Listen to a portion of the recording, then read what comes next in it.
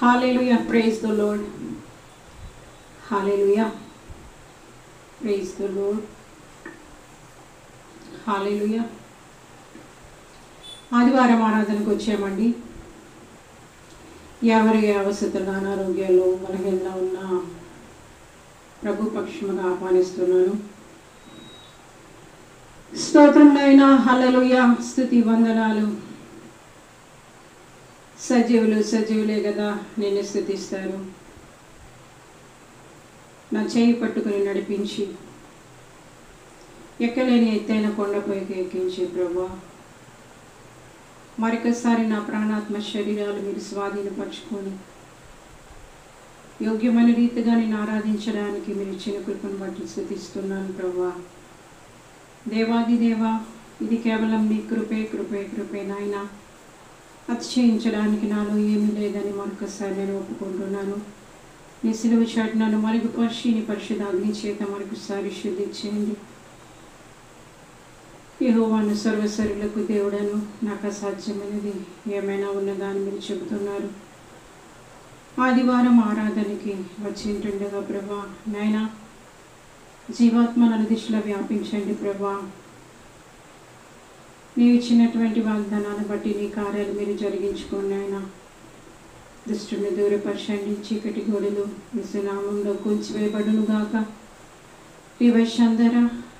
పివైషందర నాయన, సమస్త మహిమను నీకు ఆరోపిస్తున్నాను తండ్రి.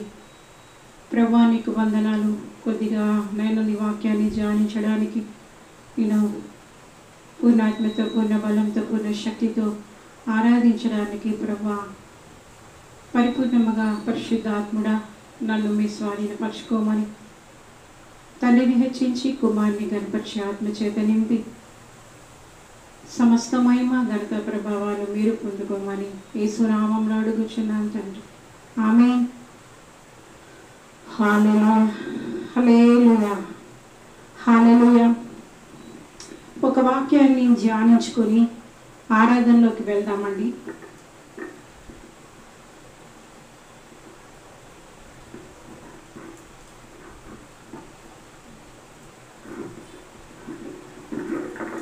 హల్లెలూయా.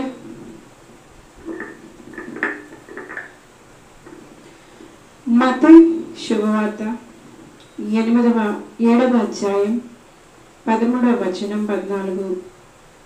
ఇరుకు ద్వారమున ప్రవేశించుడి, నాశనమునకు పోవు ద్వారం వెడల్పును, ఆ దారి విశాలమునై ఉన్నది, దాని ద్వారా ప్రవేశించువారు అనేకులు. జీవమునకు పోవు ద్వారము ఇరుకును, ఆ దారి సంకుచితమునై ఉన్నది, దాని కనుగొని వారు కొందరే. అబద్ధ ప్రవక్తలను గురించి జాగ్రత్త పడుడి. వారు గొర్రెల చర్మములు వేసుకొని మీ వద్దకు వత్తురు, కానీ లోపల వారు క్రూరమైన తోడేళ్ళు. వారి ఫలముల వలన మీరు వారిని తెలుసుకుందరు. ముళ్ళ పొదల్లో ద్రాక్ష పండ్లనైనను, పల్లేరు చెట్లను అంజూరపు పండ్లనైనా కోయుదురా? అలాగనే మంచి చెట్టు మంచి ఫలములు ఫలించును, పనికిమాలిన చెట్టు కాని ఫలములు ఫలించను. మంచి చెట్టు కాని ఫలములు ఫలింపనేరదు, పనికిమాలిన చెట్టు మంచి ఫలములు ఫలింపనేరదు. మంచి ఫలములు ఫలింపని ప్రతి చెట్టు నరకబడి అగ్నిలో వేయబడును. కాబట్టి మీరు వారి ఫలముల వలన వారిని తెలుసుకుందరు.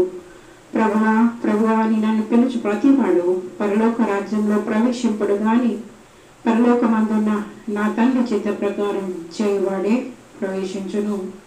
ఆ దినమందు అనేకులు నన్ను చూచి, ప్రభువా మేము నీ నామమున ప్రవచింపలేదా? నీ నామమున దయ్యములను వెళ్ళగొట్టలేదా? నీ నామమున అనేకమైన అద్భుతములు చేయలేదా అని చెప్పుదురు. అప్పుడు నేను మిమ్మల్ని ఎన్నడను ఎరుగను, అక్రమం చేయవారులారా, నా యొద్ద నుండి పొందని వారితో చెప్పుదు.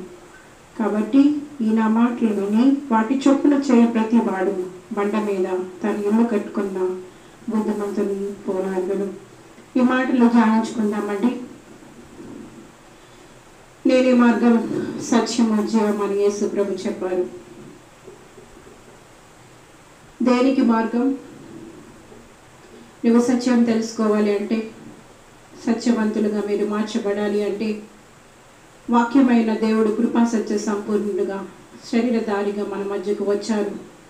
ఆది యందు వాక్యం ఉన్నారు, వాక్యము దేవుడే ఉన్నారు, దేవుడే వాక్యమే ఉన్నారు. ఆ వాక్యమే కృపా సత్య సంపూర్ణుడుగా శరీరధారిగా మన మధ్యకు వచ్చారు. దేవుని యొక్క సర్వ పరిపూర్ణత అనేది యేసు ప్రభులో గుప్తమై ఉంది. దేవుడిని నువ్వు చూడాలి అంటే నువ్వు యేసు ప్రభుని నిదానించి చూడాలి. యేసు ప్రభు యొక్క చెప్పిన ప్రతి మాటని నువ్వు తెలుసుకోవాలి, ఆచరించాలి. అది నువ్వు నీ జీవితంలోకి తీసుకోవాలి. అప్పుడు నీకు దేవుని యొక్క సర్వ పరిపూర్ణత అనేది నీకు అర్థమవుతుంది. అంటే ఇప్పుడు నువ్వు సత్యాన్ని తెలుసుకోవాలన్నా, సత్య మార్గంలో నడవాలన్నా నీకు ఎవరు కావాలి? యేసు ప్రభు కావాలి. కానీ ఎందుకు ఈ దినాల్లో యేసు ప్రభు ఈ దినమే కాదు, ఆయన ఈ లోకంలో ఉన్న దినాల నుంచి కూడా ద్వేషించేవారు ఎందుకు ఎక్కువ మంది అవుతున్నారు? దూషించేవారు, హింసించేవారు ఎందుకు ఎక్కువ అవుతున్నారు? చూడండి, కారణం ఏంటో మీకు చెప్తాను. ఇరుకు ద్వారంన ప్రవేశించుడి. ఇరుకు ద్వారంలో వెళ్ళాలంటే ఎవరికైనా నచ్చుతుందా అండి? ఇరుకు మార్గంలో ఎవరైనా వెళ్తారా? విశాలంగా ఉండాలి. మనం అనుకున్నదంతా జరగాలి. మన ఇచ్చ కోరిక నెరవేర్చబడాలి. మనం దేన్ని త్యాగం చేయం, దేన్ని వదలం. మనకి నచ్చినట్టు మనం వెళ్ళాలనే త్రోవనే ఎవరైనా ఎన్నుకుంటారు. మనుషులకు ఉండేది అదే కదా. ఆదాము అవ్వ దగ్గర నుంచి ఆ స్వభావం వచ్చింది కనుక, మన పితరులు అయినటువంటి ఆదాము అవ్వ దగ్గర నుంచి ఆ స్వభావం వచ్చింది కనుక, మంచి చెడుల అక్కడ సాతాను ఏం చెప్తాడు? దేవుడు ఏమి చేయొద్దంటే సాతాను అదే చేయమన్నాడు, అదే మంచిది అని చెప్పాడు. ఇప్పుడు కూడా మనుషులకి సైతాను అబద్ధాలే చెప్తున్నాడు. ఎందుకు అంటే ఈ లోకాన్ని వాడే ఏలుబడి చేస్తున్నాడు. వాడు అబద్ధికుడు, అబద్ధమునకు జనకుడు. నీకు నచ్చిన త్రోవలను వెళ్ళు. నీకు నచ్చినది, నీకు తోచినట్టు నువ్వు దేవుడిని పెట్టుకో. నీ కోరికలన్నీ ఆ దేవుడి ద్వారా నెరవేర్చుకో. నీకు నచ్చిన త్రోవల్లో వెళ్ళు, నీకు అడిగేవారు ఎవరు అని వాడు చెప్తాడు. అందుకని ఎవరికి నచ్చిన త్రోవల్లో, ఇరుకు మార్గంలో ఎవరైనా వెళ్ళడానికి ఇష్టపడతారా? చూడండి, చూడండి, ఇరుకు ద్వారంన ప్రవేశించుడి. ఇరుకు ద్వారం కొద్దిగా ఇరుగ్గానే ఉంటుంది కానీ దాని యొక్క ప్రతిఫలం అనేది చాలా మధురంగా ఉంటుంది. ఇప్పుడు మనకి ఇష్టమైనవి, మనకి బాగా ఇష్టమైనవి, కోరిక కలిగినవి వదిలిపెట్టాలంటే ఎవరికైనా బాధే, ఎవరికైనా కష్టమే, ఎవరికైనా దుఃఖమే. ఎందుకంటే మనం మనుషులం కదా. కానీ లోకము దాని ఇచ్చలతో కూడా లాయమైపోతుంది. ఒక మాట, దేవుని మాట సెలవిస్తుంది ఏంటంటే, లేత వయసు నడిప్రాయము గతించిపోయినవి కనుక నీ హృదయంలోంచి వ్యాకులాన్ని తొలగించుకొని, లేత వయసు కావచ్చు, నడిప్రాయం కావచ్చు, మనం చూస్తుండగానే దినములు జరిగిపోతున్నాయి కదా. అవునా? కళ్ళు మూసి తెరిచే లోపల సంవత్సరాలే గడిచిపోతున్నాయి కదా. మరి ఈ లేత వయసు కానీ నడిప్రాయం కానీ శాశ్వతమైనవి కాదు కదా. వాటిని బట్టి మనం వెళ్ళకూడదు, కానీ దైవ చిత్తాన్ని నెరవేర్చేవారిగా ఉండాలి. దైవ చిత్తంలో నిన్ను ఏమని పిలిచారు, ఎందుకు పిలిచారు, దేనికి పిలిచారు, దేనికి పుట్టించారు, భూమి మీద నువ్వు ఎందుకు వచ్చావు, అది నువ్వు జ్ఞాపకం చేసుకోవాలి. చూడండి, ఇక్కడ ఏమని చెప్తున్నారంటే, నాశనములకు పోవు ద్వారం వెడల్పును, ఆ దారి విశాలమై ఉన్నది, దాని ద్వారా ప్రవేశించేవారు అనేకులు. అంతే కదా. ఎవరైనా మనకి అంతా బాగుంది, అన్ని విధాలా మనకి కలిసి వస్తుంది అంతే, ఏ మనుషున్నా అదే కోరుకుంటారు. అవునా కదండి? మనస్ఫూర్తిగా ఎవరైనా ఇరుకు ద్వారంలో వెళ్ళాలని, కొంచెం ఇరుకిరుగ్గా అంటే చాలా ఇరుకు అంటే అది పక్కనే మనం అన్నీ తగులుతాయి, మన కాలికి అడ్డం పడవచ్చు, మనం వెళ్తున్న మార్గం అనేది చాలా ఇరుకిరుగ్గా ఉండొచ్చు. కానీ అంటే చూసారా, చాలా త్యాగాలు, సాక్రిఫైజెస్ అనేవి ఉంటాయి, ఉండకుండా ఉండవు. ఇరుకు మార్గం అంటేనే దాని అర్థం అది. నీకు నచ్చినట్టల్లా వెళ్ళడానికి లేదు, దైవ చిత్తంలోనే వెళ్ళాలి. ఇక్కడ చెప్పిన మాటలన్నీ అవేనండి. ఈ దినం ఫాస్ట్గా కొన్ని విషయాలు ధ్యానించుకొని వాళ్ళ కంటిన్యూ చేద్దాం ఈ విషయంలో. చూడండి, కనుక ఇరుకు ద్వారంన ప్రవేశించుడి, నాశనములకు పోవు ద్వారం వెడల్పు, ఆ దారి విశాలమై ఉన్నది, దాని ద్వారా ప్రవేశించేవారు అనేకులు. జీవంలోకి పోవు ద్వారం ఇరుకు, ఆ దారి సంకుచితమై ఉన్నది, దాని కనుగొని వారు కొందరు. నేను స్టార్టింగ్ ఈ మత్తయి సువార్త మొదటి అధ్యాయంలోనే చెప్పాను.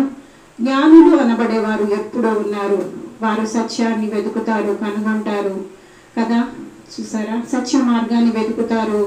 ఏది నిజం, ఎలా వెళ్ళాలి, ఎలాగైతే మాకు క్షేమం, ఏదైతే మాకు మేలు అనేవారు వెతకడానికి చాలామంది, అంటే ఈ లోకంలో కొంతమంది అట్లాంటి వారు ఉన్నారు. సత్యాన్వేషకులు అంటారు వాళ్ళని. అవునా?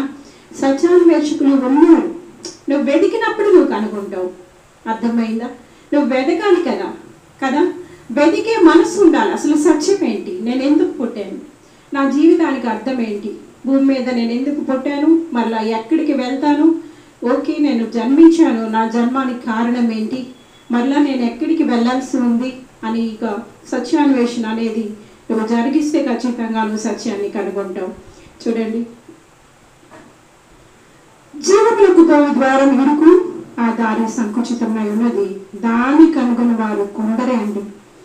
మరి ఆ కొందరిలో నీవు ఉన్నావా? అందరితో ఆగమైపోయావా? సత్యాన్వేషకులుగా మీరు ఉన్నారా? అందరూ వెళ్ళే త్రోవలోనే వెళ్ళిపోతారు. నాకెందుకు ఈ ఇరుకు, నాకెందుకు ఈ సంకుచితం, నాకెందుకు ఈ బాధ, నాకెందుకు ఈ త్యాగం, నాకెందుకు ఈ కష్టం అనుకుంటున్నావా?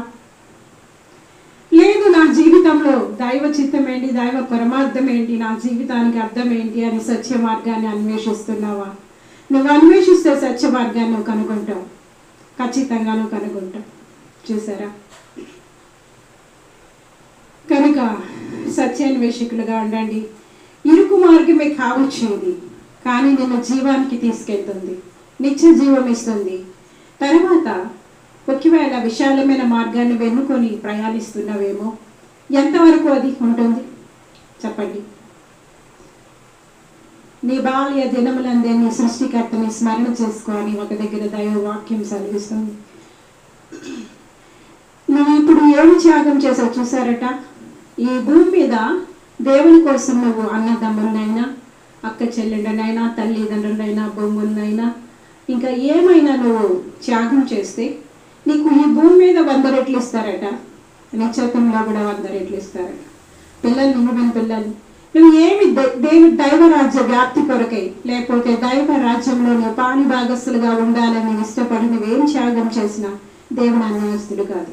కానీ నువ్వు చేసిన ప్రతి త్యాగానికి నీ గుర్తింపు మనిషికి ఇవ్వకపోవచ్చు, లోకం నీకు ఇవ్వకపోవచ్చు, కానీ నువ్వు చేసిన ప్రతి త్యాగానికి నీ గుర్తింపు ఎక్కడ దొరుకుతుందో తెలుసా? అనుక్షణం పరిశీలన చేస్తున్న నీతి గల దేవుడు ఉన్నారు. కొడుకుని నిద్రపోని దేవుడు సర్వ సృష్టికర్త ఉన్నారు. నువ్వు చేసిన క్రియ మంచిదైనా చెడ్డదైనా ప్రతిదీ తీర్పులోకి వస్తుంది.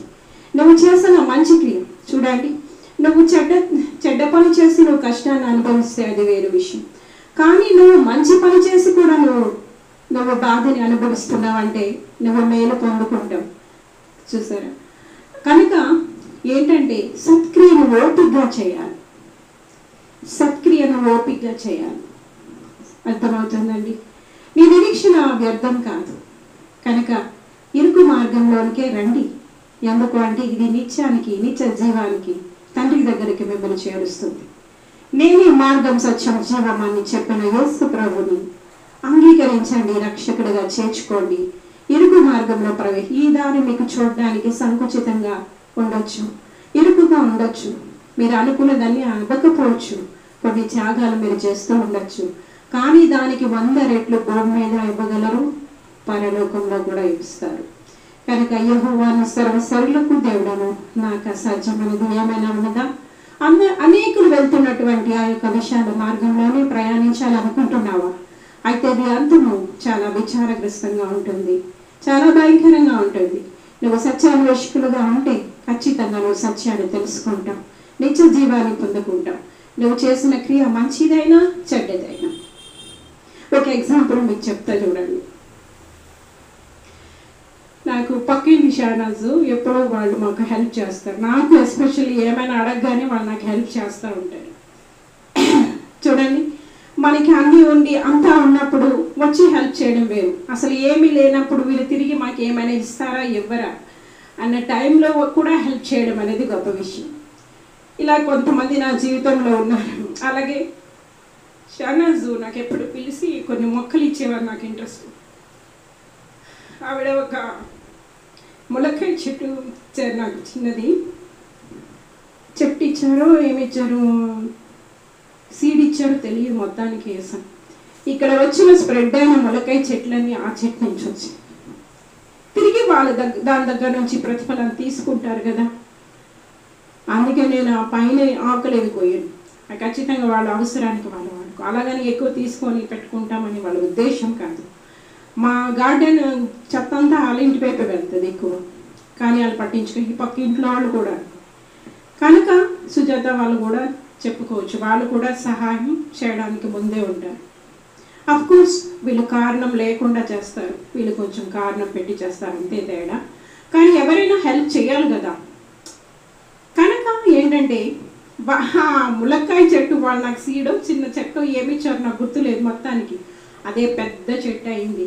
ఆ చెట్టు ఇప్పుడు స్ప్రెడ్ అయిన ములక్కాయ చెట్లు అని ఈ చివరి నుంచి ఆ చివరి వరకు ఉన్నాయి. ఇప్పుడు అక్కడి నుంచి ప్రతిఫలం అనేది ఖచ్చితంగా వాళ్ళు తీసుకుంటారు. అవునా కాదండి? మీరు హేతువు లేకుండా ఒక చెట్టు విషయంలోనే అలా ప్రతిఫలం వచ్చినప్పుడు, నువ్వు కారణం వెతకకుండా మేలు చేసినప్పుడు, తిరిగి నువ్వు ఏమి ఆశించకుండా నీ జీవితాన్ని నువ్వు త్యాగం చేసినప్పుడు, మర్చిపోవడానికి దేవుడు అన్యాయస్తుడు అంటారా? దేవుడు అన్యాయస్తుడు కాదండి. నువ్వు రొట్టెని అడిగితే దేవుడు రాయినిస్తారా? నువ్వు చేపను అడిగితే ఆయన పామిస్తారా? లోక సంబంధమైన మనుషులు, తండ్రులే బిడ్డలకి మేలు చేయాలనుకున్నప్పుడు పరలోక సంబంధమైన తండ్రి, మనందరినీ పుట్టించిన దేవుడు, మనం అడగకుండానే సమస్తాన్ని సమకూర్చిన దేవుడు, సర్వ సృష్టికర్త, నువ్వు మంచి చేయాలని ఆశిస్తున్నప్పుడు నీకు నీ త్యాగం అనేది ఆయన గుర్తించకుండా ఉంటారా? నీ హృదయ అంతరింద్రియాల లోపల నుంచి పరిశీలించే దేవుడు ఒకరున్నారు. ఆయనే తండ్రి, కుమార, పరిశుద్ధాత్ముడుగా ఉన్నారు. మీకు అర్థమైందా? పరిశుద్ధాత్ముడుగా మన మధ్య సంచారం చేస్తున్నారు. ఏ స్థలంలో మీరు ఉన్నప్పటికీ ఇప్పుడే మీరు పశ్చాత్తాపడచ్చు. ఆ యొక్క విశాల మార్గాన్ని విడిచిపెట్టచ్చు. ఈ యొక్క ఇరుకు మార్గంలోకి మీరు రావచ్చు. మీకు అర్థమైందా? ఏ స్థలంలో ఉన్నప్పటికీ మోకరించి, నాయన నిజమే నేను విశాల మార్గాన్ని కోరుకున్నాను, ఈ దినం నుంచి నేను ఈ ఇరుకైన మార్గం నుండి నడవాలని నేను అనుకుంటున్నానని నువ్వు నిజంగా పశ్చాత్తాపడితే ఖచ్చితంగా నీ హృదయాన్ని అంగీకరించడానికి యేసు ప్రభు పరిశుద్ధాత్ముడుగా మీ దగ్గరనే ఉన్నారు. ఎప్పుడు నీకు పశ్చాత్తాపం వస్తుందో ఖచ్చితంగా నీ జీవితాన్ని ఆయన అంగీకరిస్తారు, నీ హృదయాన్ని ఆయన అంగీకరిస్తారు.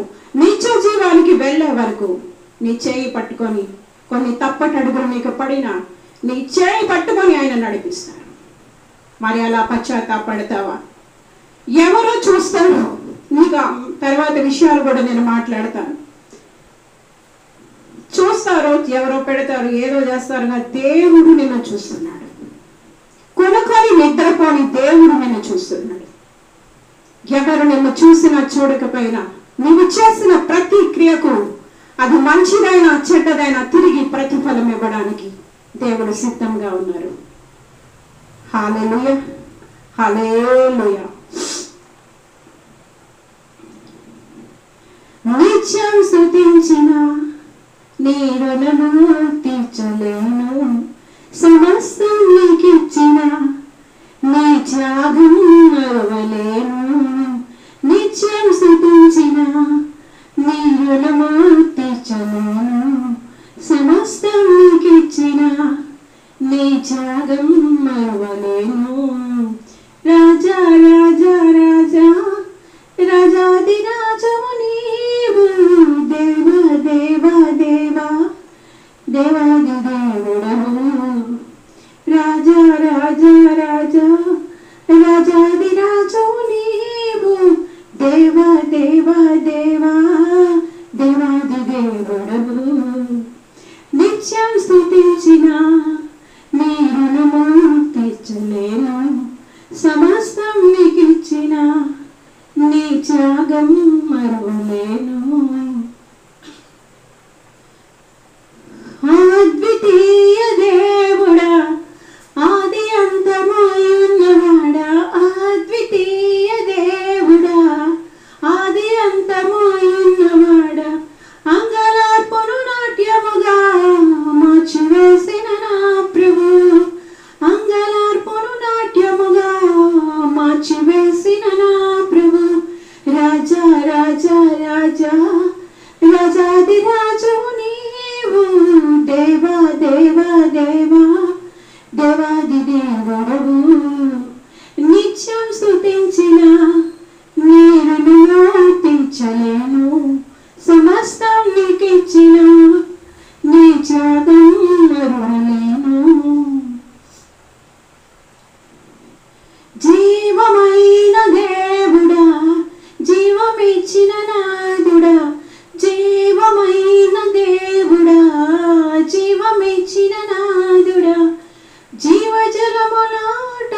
యొద్దకు నన్ను నడిపించిన కాపరి, జీవజలముల ఊట యొద్దకు నన్ను నడిపిన కాపరి, రాజా రాజా రాజా రాజాదిరాజువు నీవు, దేవా దేవా దేవా దేవాది దేవుడవు, నిత్యం స్తుతించిన నీ రుణము తీర్చలేను, సమస్తం నీకిచ్చిన నీ త్యాగం మరువలేను.